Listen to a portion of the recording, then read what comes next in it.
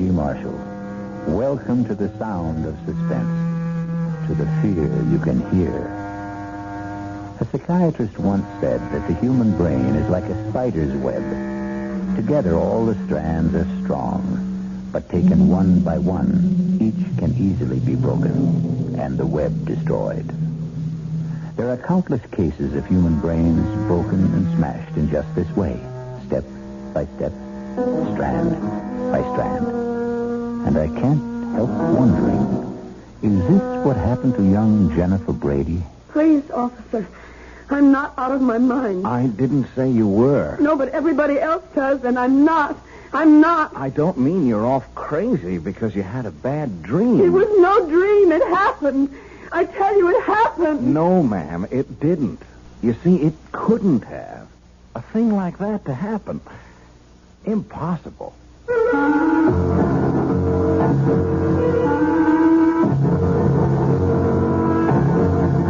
Our mystery drama, Honeymoon with Death, was written especially for the Radio Mystery Theatre by George Lothar and stars Lois Nettleton. It is sponsored in part by Anheuser-Busch Incorporated, Brewers of Budweiser, and by the Kellogg Company, makers of Kellogg's Special K cereal. I'll be back shortly with Act One.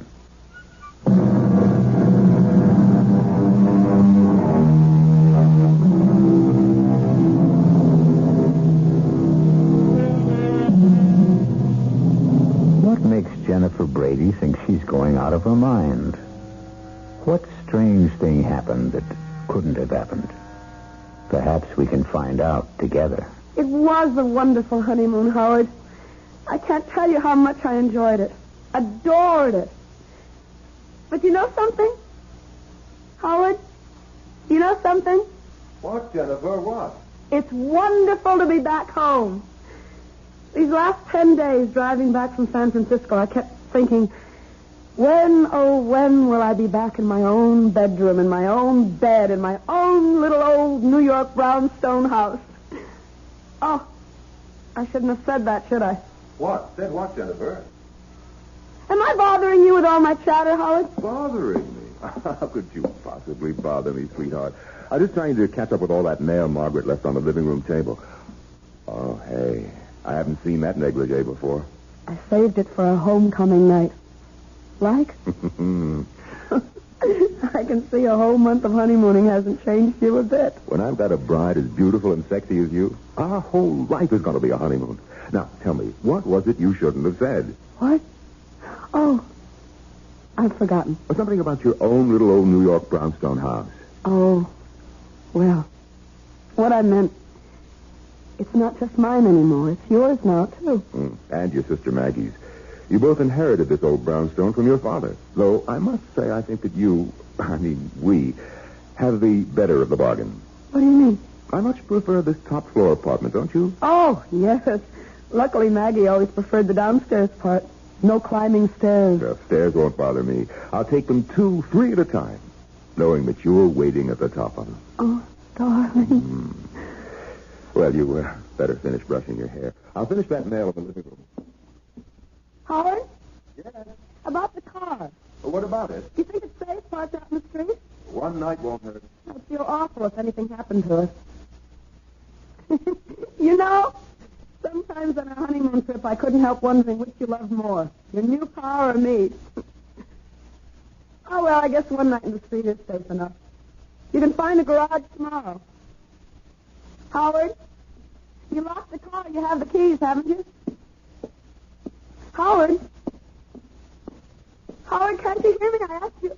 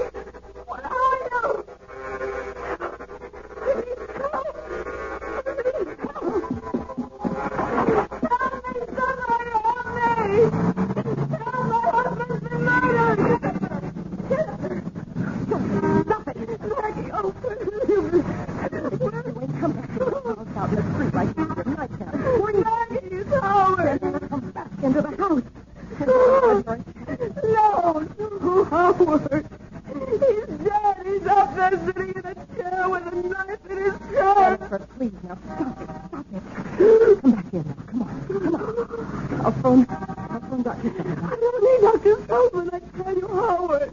Howard. All right, now. The neighbors haven't heard it yet. Now, look, Jen. You sit here on the couch and try to hold on. I'll phone Dr. Sullivan. Maggie. Howard is dead. He's up there in our apartment. Dead. Jennifer, please, now try to control yourself. There's no one named Howard here. What do you mean? No one named Howard. You know Howard Lansing, my husband, the man I've been on a honeymoon with for a whole month and home just a few hours ago. Stop looking at me like that. All right. Now, look, Jennifer, I'll tell you what I'm going to do. I'll go upstairs, and I'll see if anybody's there. Howard's there.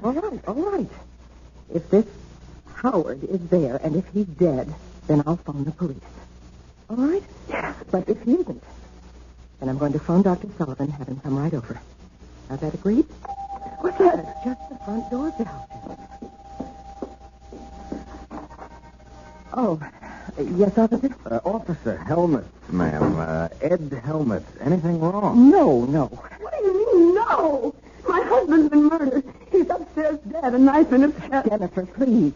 Officer, there is no one upstairs, dead or alive. Well, then what was all the screaming about? I'm walking the beat just up at the corner, and I hear all this screaming. It's nothing. Believe me, it's nothing. Officer, will you do me a favor? Oh, sure, if I can. Would you go upstairs, please, and see for yourself? Officer, my sister is a highly emotional woman. Please? Would you please? Sure. Make you feel any better? Sure.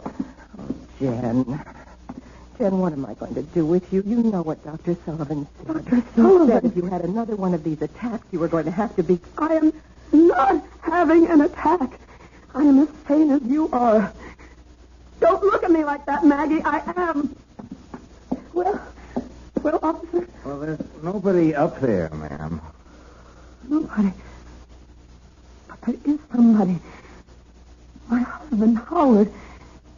He's sitting in a chair with a knife in his chest, blood all over. No, ma'am. But that's impossible. Impossible, I tell you. It's impossible. I couldn't. Maybe you want to see for yourself, huh? I'll go up with you. Officer, thank you very much, but there's no need. I do want to see for myself, will you? Sure. I'll come with you.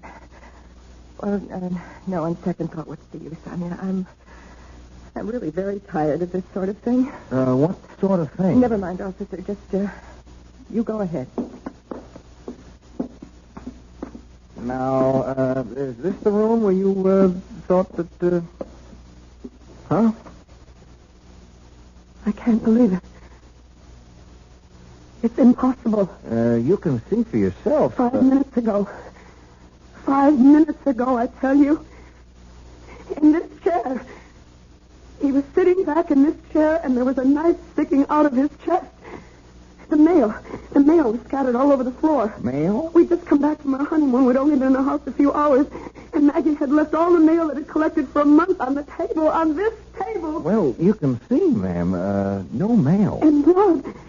There was blood on the carpet, some of the mail. Well, no mail, no blood. You don't mind me saying so. I think you... Well, maybe you had a dream, a nightmare, huh? Please. I'm not out of my mind. I didn't say you were. No, but everybody else does, and I'm not. I'm not. It don't mean you're off your out of your mind because you had a bad dream. It was no dream. It happened. I tell you, it happened. Howard was here in the living room reading the mail. I was talking to him from the bedroom. I had just taken a bath, and I was brushing my hair. Wait. I know. I hadn't emptied the tub. The water's still there. It must be. I'll show you. I don't understand this. Tub's bone dry, ma'am. Hasn't been used. Now, not tonight, anyway. His clothes. Howard's clothes. He'd empty his suitcases and put his clothes in the closet. His suitcases, too. Just ladies' clothes. Yours, ma'am? Yes. Now, hey. Don't cry. Hey, look, this dream you had. It was no dream. Okay. So maybe you imagined... I didn't imagine anything. You imagine a husband. You imagine a month-long honeymoon. You imagine a man in a chair with a knife in his chest. Oh, I got to admit, you'd have to have a darn strong imagination. But they tell me that's what artists got. Artist? Oh, you are an artist, aren't you? That painting there on the easel? Oh, that's just a hobby. I haven't touched that since I left on my honeymoon. No? What do you mean? How long does it take paint to dry? Oh, a day, thereabouts. Well, this paint's still wet. Plenty wet. Look at my finger. Oh, now don't start crying again. A woman crying, it makes me feel awful. I'm sorry. Look, whether you dreamed it or imagined it... I didn't. Yeah. I didn't. Oh, yeah, well... I know I've had spells. Spells? What kind of spells? Oh, I've always been high-strung, nervous, you know. No, I don't know if I know. I mean, me, well, I'm the other way. I haven't got a nerve in my whole body. I envy you. You've never been to a psychiatrist. A shrink? No, me. You ask me, anybody who goes to a shrink ought to have his head examined. That's a joke. You get it? Yes. Well, then laugh a little bit. Come on, do you good. I can't. No, of course you can't. I'm sorry. I should have known better than to even try and make a joke. You go to a psychiatrist, huh? Yes. Not regularly. Sometimes. What time? Oh, when I sort of get all keyed up and start having crying spells and feeling so sad I could die. Well, what's to feel sad about? Chick like, excuse me, a pretty girl like you with everything in life to live for. What's to be sad? I don't know. Some people feel sad for no reason at all. They just suffer from depression. Oh, excuse me? Oh, yes, ma'am? Jennifer, Dr. Sullivan is on his way over. I just phoned him. All right. And, officer, thank you very much for trying to help. Oh, not at all, ma'am. Not at all. Glad to do what I could. I'll show you out. Oh, that's okay. No. Start. I'll come with you. I'll be just a minute, Jen.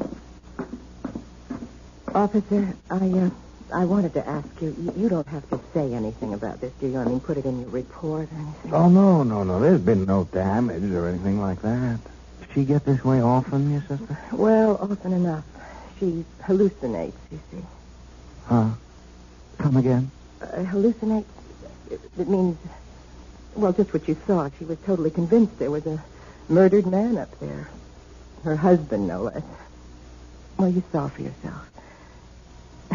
Husband. Jennifer's never even had a boyfriend.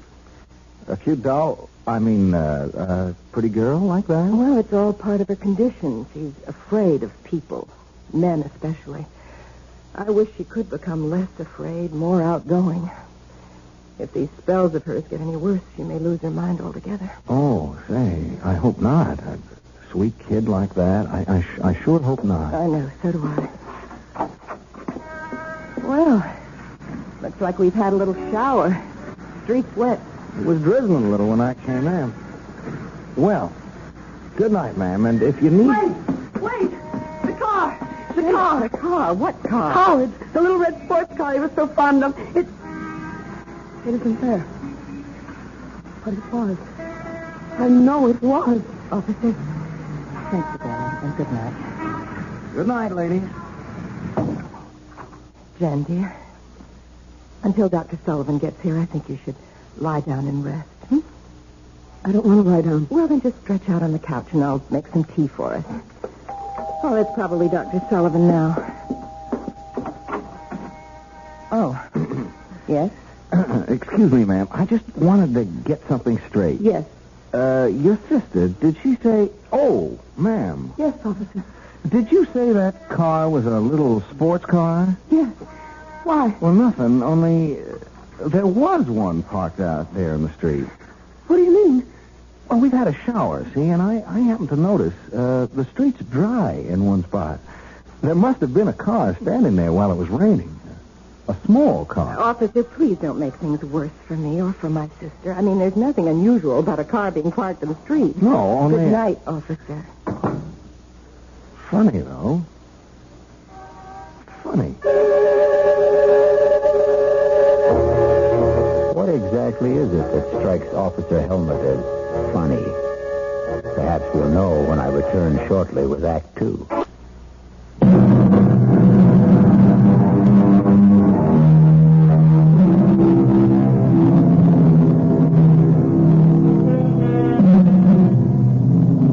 Has a horrible murder been done? Or is Jennifer Brady losing her mind? Did she find the body of her husband, Howard Lansing, seated in the living room with a knife in his chest? Or did she imagine the frightful scene? Is she married? Was there a honeymoon? Oh, here's young patrolman Ed Helmut at the front door of the brownstone house where Jennifer and her sister Maggie live. And it's the following morning.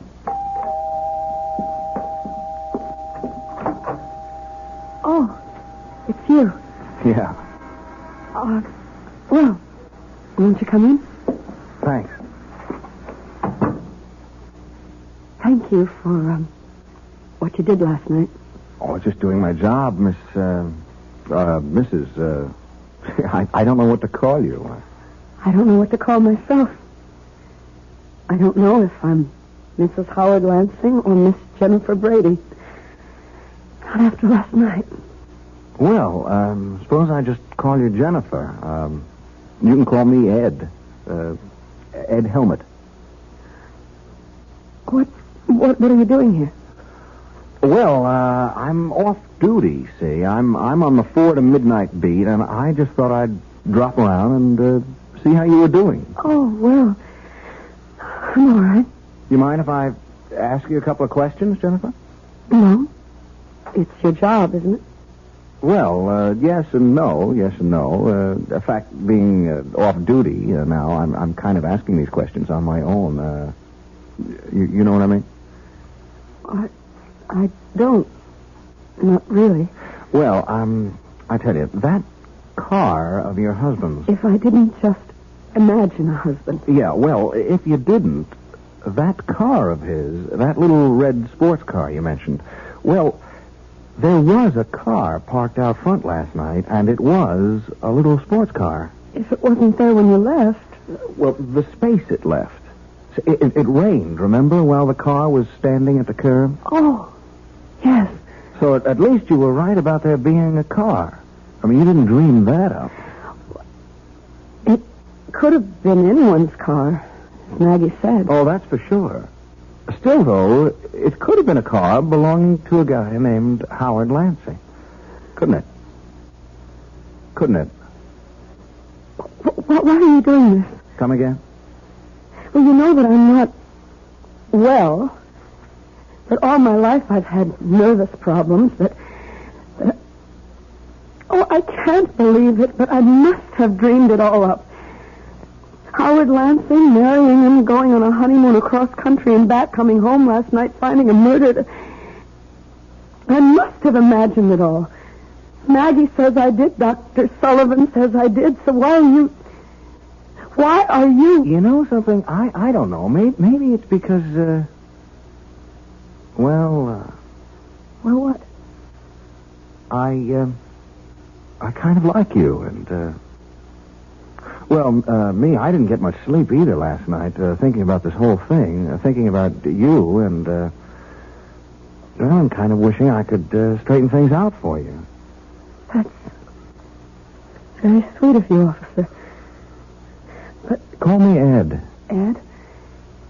It's sweet of you. But you're wasting your time. I'm mentally... Oh, come on now. Don't cry. You had a bad dream, that's all. A nightmare. Oh, it was more than that. Much more than that. When you dream something, you wake up and you know it was a dream. I'm still living it. I remember the ceremony. The hotels we stayed at. The things we did. Even Howard constantly fussing with his new car. Yeah, there's that car again. What do you mean, fussing with it? Oh, just that he was always polishing it, checking this and that. Fussing, that's all. And you remember all about the ceremony and the hotels and like that? It's all as vivid as if it had actually happened. Tell me about the wedding. Who married you? Nobody married me, Ed. I imagined... Okay. So where did you imagine you got married? A little town in Jersey. By a justice of the peace. What little town? What JP? I don't know. It was night, and we just pulled off the Garden State Parkway. Howard had said he knew a place, a justice of the peace. Okay. What about hotels? Well, I remember we stayed at the Ambassador in Chicago, and the Statler in St. Louis, the Beverly in Los Angeles, and... Oh, that you, Maggie? Yes, Jen. Connie called. Well, Oh. Hello, Miss Brady. Aren't you the policeman who was here last night? Yeah, that's right. You're wondering what I'm doing here now, huh? Well, yes, I am. I just dropped in to see how Jen was doing, that's all. Jen? Excuse me, Miss Brady. I was never much for being formal. Yes, obviously. Have you been here long? No, 10 minutes or so. Well, I don't mean to hurry you, officer, but Jennifer and I have an appointment in 1 hour with her psychiatrist, Dr. Sullivan. Say, would that be Dr. Martin Sullivan on Park Avenue? No, Dr. Arnold Sullivan on East 82nd. Oh. You seem terribly interested in Jennifer's psychiatrist. Me? Oh, no. I just ask a lot of questions. I trained myself. You trained yourself? You're going to laugh. I know you're going to laugh, but would you believe I want to be a detective someday? Of course I believe it. Why shouldn't I? Ask my sergeant. He thinks I'm something else, wanting to be a detective. Laughs himself silly. Well, I certainly wouldn't laugh. I think it's commendable. You think I could make a detective? Of course you could. Well, say, that's a real shot in the arm. I mean, someone like you thinking that someone like me, just a cop and new on the force. As I said, officer, I don't like to hurry you, but I'm going, Miss Brady. Going right now. Nice seeing you again, Jen. I'll show you out. Oh, that's okay. Some detective I'd make if I couldn't find the front door. Why, Jennifer, would you answer that, please? Of course. Oh, my God. Jennifer, what is it? Help me. Oh, my God, Maggie. Ed, help me. What? He's there. At the front door, he's there. Howard. Oh, I'm sorry. Is something... What's all the trouble? You're dead. Murdered. What? Last night after we got home from our honeymoon, I found you in your chair, stabbed to death. Last night, honey, stab. Maggie, what is this? Jen's having another one of her spells, Howard, that's all. Oh, I see. What do you mean you see? You see what? What, just... Excuse me, who are you? My name is Ed Helmut, Officer Ed Helmut. I'm a cop. A cop? Howard, I'll explain later what went on here last night. I don't understand this. I don't understand it. You're talking to Howard as if nothing had happened. Jennifer, nothing did. He exists. He's standing right here. He exists. And last night you acted as if you'd never heard of him. As if there was no such person as Howard Lansing. I don't remember. You did. Jennifer, stop it. Now, stop it. Control yourself. Officer, you were leaving. There's some questions I'd better get the answers to Officer, first. this is a private matter. It's a family affair. Well, now that depends on how you look at it. Are you Howard Lansing? Of course I'm Howard Lansing. Why do you ask such a question? Howard, Jen had one of her mental lapses last night. She imagined that you and she were married. We were. And that you'd just come back from your honeymoon. Oh, good Lord. And then during this hallucination, she thought she had found you with a knife in your chest. dead. Oh, no, poor little Jenny. She ran screaming into the street. Luckily, I got her back into the house before she caused a disturbance, although this officer did hear the screams and came to investigate. Well, did you call Dr. Sullivan? Of course I did. He came over, but there wasn't much he could do except order some new sleeping pills. We're seeing him in his office at 11 this morning. Just one more question, Mr. Lansing. Yes? Just where do you fit in here? I mean, who are you? To the family, I mean. I'm Miss Brady's fiancée, Margaret, not Jennifer. Oh. I see.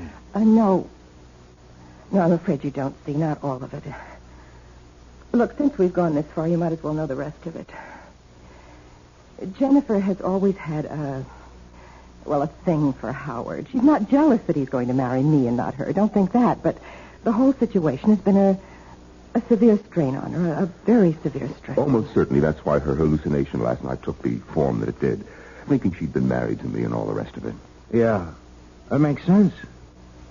Well, I'll be on my way. Hey, now, you take it easy, huh? And me, if it's okay with you, I'm going to be in touch. I'll see my way out. Hey, Mr. Lansing, you have got a little red sports car. Well, yes, that's it, parked at the curb. Why? Well, Jen, Miss Brady, she seemed to make a big thing out of it. On the honeymoon that didn't happen, I mean. Big thing? Well, what I mean, she said you were always fussing with it, polishing it and like that. Sure looks as if you do. Oh, I do. I'm a sports car buff, if you want to know. I wish I could own a car like that. But on a top salary, you had it long? 2 or 3 months. Oh, like cross country. Well, maybe someday I will, but so far I haven't had the interest. Yeah. Well, see ya. Bye. Where is she? Upstairs, changing for appointment with Sullivan. I don't know. Oh, boy. If I had a car like that, I'd go for long trips, like cross country. Well, maybe someday I will, but so far I haven't had the interest. Yeah. Well, see ya. Bye. Where is she? Upstairs, changing for appointment with Sullivan. I don't like this, Maggie. You don't like it. You don't like it. All the stupid things walking in here when a cop was here. I know he was here. If it comes to that, why'd you let her run screaming into the street last night? Howard, come to your senses. Was there any other way? No, I guess there wasn't. I'm afraid we're going to have to move faster than we planned. Why? That young cop, pretty nosy. Come over here to the window.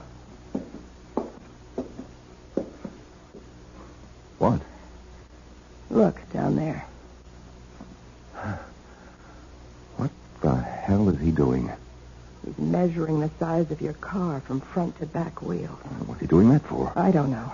He's doing it. I don't like it. No, Howard, we won't commit Jennifer now. Well, if we don't commit her, what will we do with her? Kill her.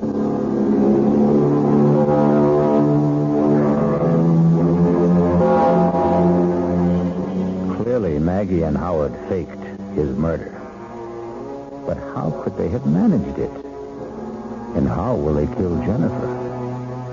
We'll return shortly with Act 3.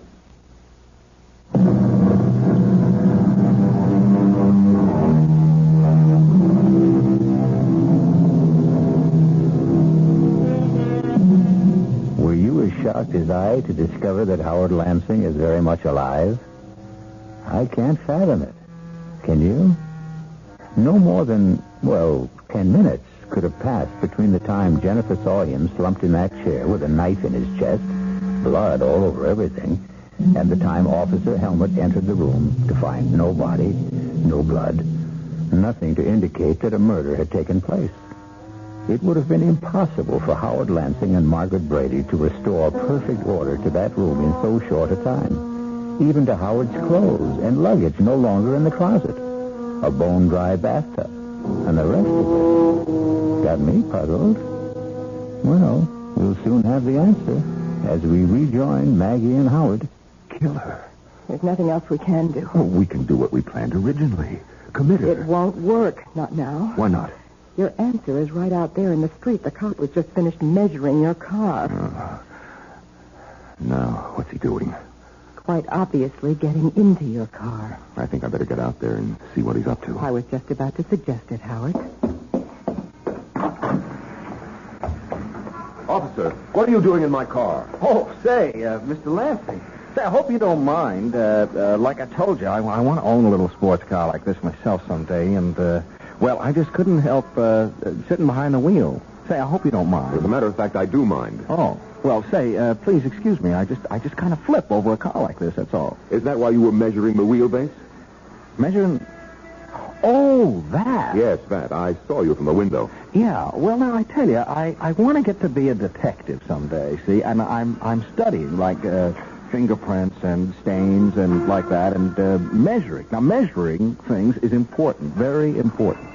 You'd be surprised how important measuring things is. So I take every opportunity to measure things. Yes. Well... Like last night. Were you here last night? No, I was not here last night. Funny. What's funny? Well, last night, Jennifer, Miss Brady, she said a car, in fact, your car, was parked outside here. Only it wasn't. I mean, when we looked, no car. Well, I just told you that... Yeah, but there had been a car. You see, it had rained, and the car was standing out here during the rain and left a dry space in the street. And I measured that, too. Couldn't help myself. It's become a habit, you know? Well, I fail to see what this has to do with Identical. Same wheelbase. That car and this one. Look, there are probably thousands of sports cars in New York. I'm not saying it was the same car. Oh, no, nothing like that. I'm only saying the wheelbase was the same. Very interesting, I'm sure. But if you don't mind now, Just leaving when you came out. I apologize if I upset you getting in behind the wheel without permission. That's all right. Yeah. Well, goodbye. Oh, by the way... Now what? You got 11,243 and 9/10 miles on the speedometer. 1,000 or so more than you said you had.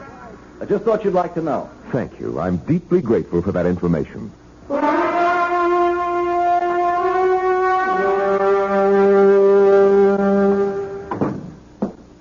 He is up to something, Maggie. What else is new? He checked the mileage on the car. What of it? Over 11,000 miles. I could easily have driven from here to L.A. and back, which I did. Mileage shows only how far a car went, not where. I'm not worried about your car. I'm worried about him nosing around. The quicker we kill Jennifer, the better. Now, look, I didn't bargain for anything like murder. Neither did I, but that's the way it is. How will you do it? How will we do it? Sleeping pills. An overdose. That's the simplest. When? Oh, tonight. Why wait? Oh, Jennifer. Oh, ready for our appointment with Dr. Sullivan, I see. Yes, I'll just get my coat. Howard, Yes, Jennifer. I'm sorry if I've caused you any trouble. Oh, now... I'm losing my mind, Howard. I must be. Marrying you, a honeymoon trip across the country, returning last night, finding you dead. It was all so real. So real. And yet it wasn't. It never happened. Oh, Howard, I just can't go on like this much longer. You won't, Jennifer. Believe me, you won't.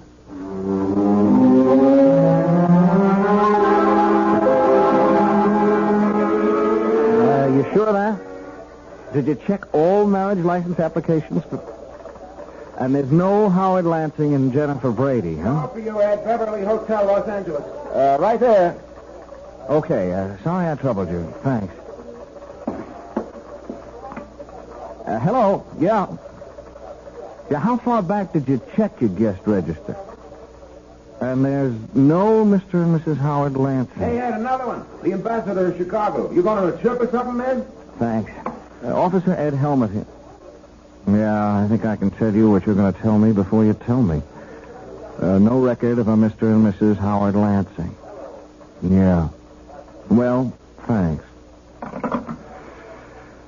There's got to be a clue. There's got to be.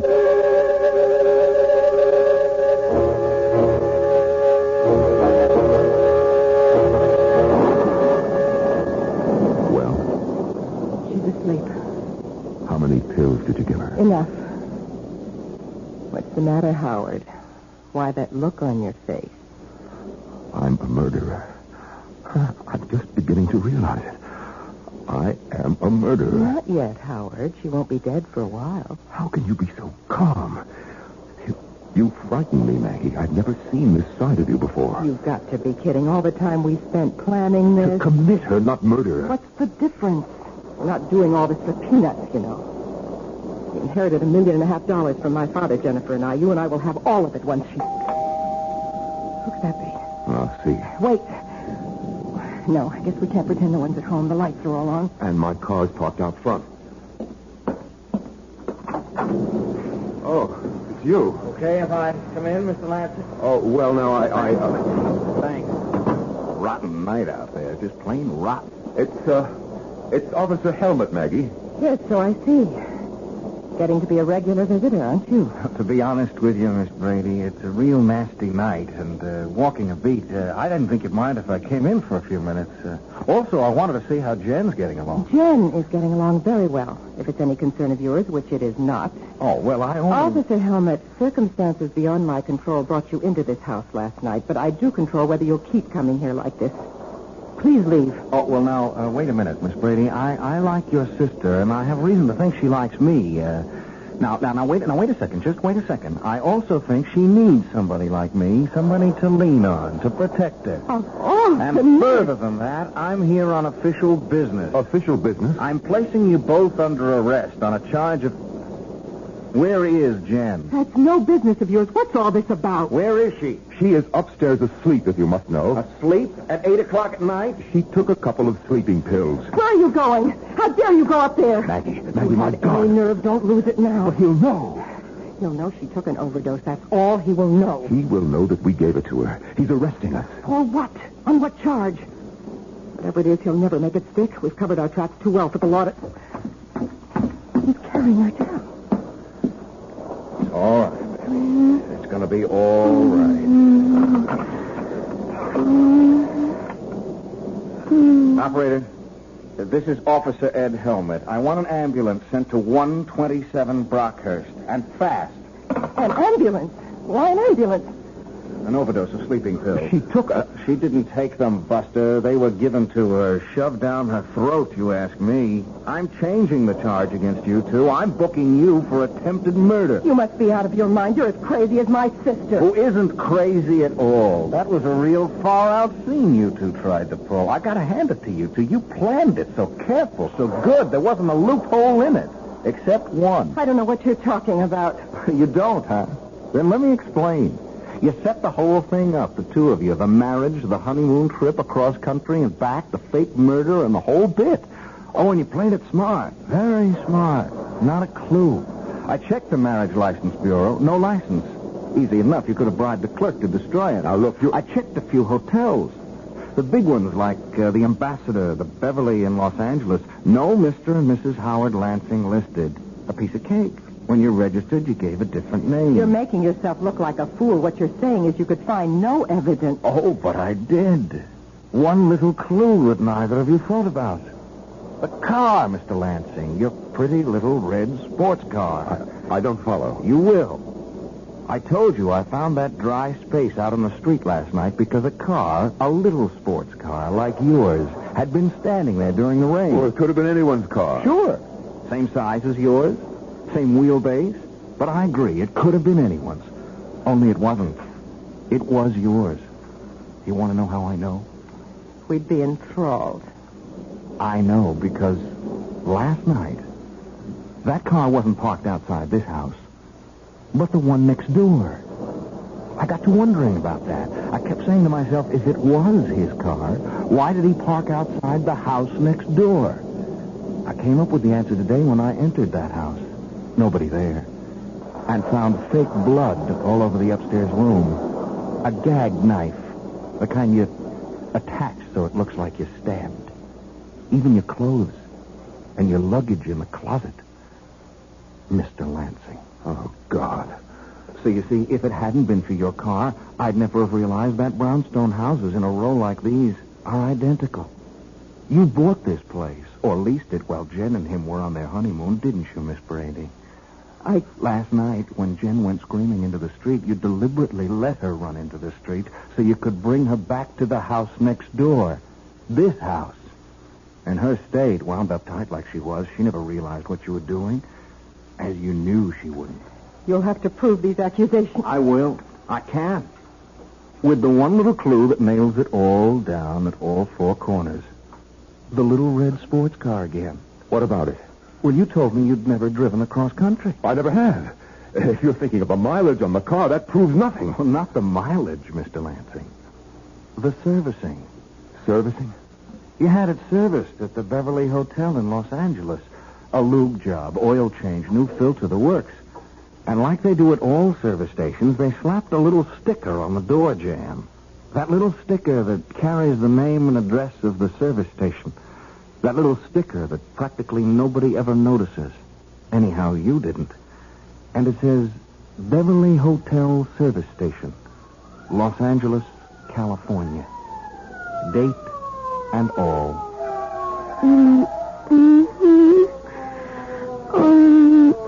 Easy, Jen. Easy. You're going to be okay. From here on in, you're going to be just fine.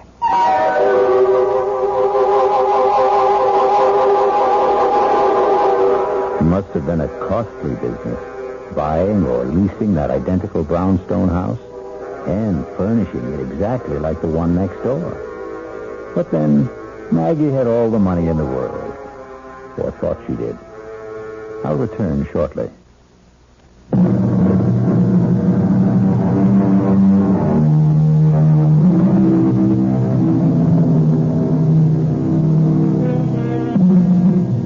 Yes, like a spider's web, so strong and yet so weak, the human brain can be broken.